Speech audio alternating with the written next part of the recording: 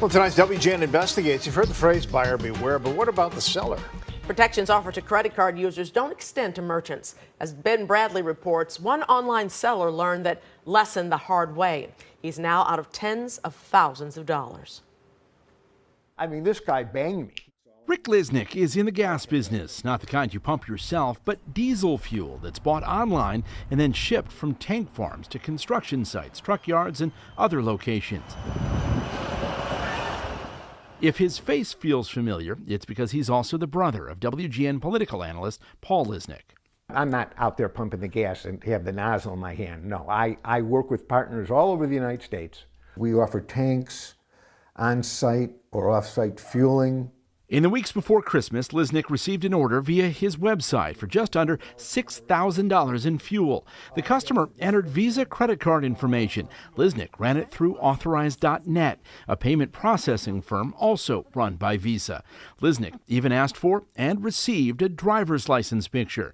The transaction came back approved. When the person came back to me and said, "Can I give you another order?" Why would I say no? Everything was approved. In the weeks that followed, more orders, totaling nearly $40,000. I figured credit card, you're going to get paid. You're going to get an approval. And to me, an approval means, oh, I'm fine. I can go to sleep well tonight.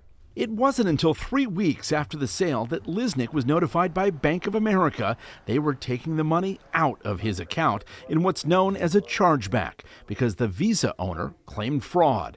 And while Visa's Authorized.net claims to offer advanced fraud detection, you actually have to upgrade to receive chargeback protection and a 100% financial guarantee.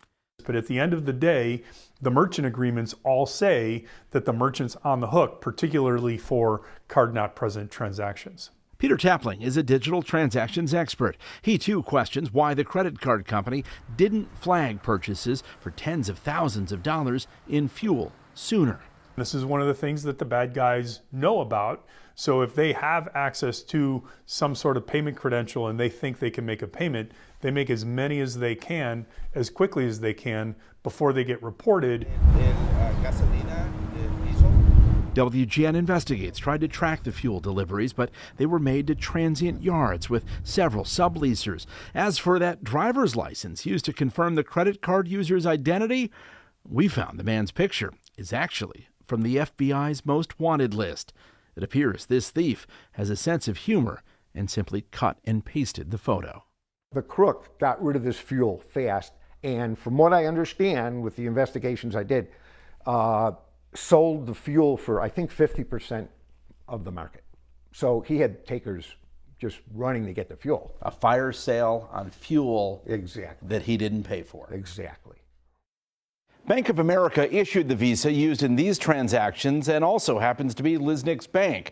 A spokesperson said merchants should obtain and verify all information before accepting purchases.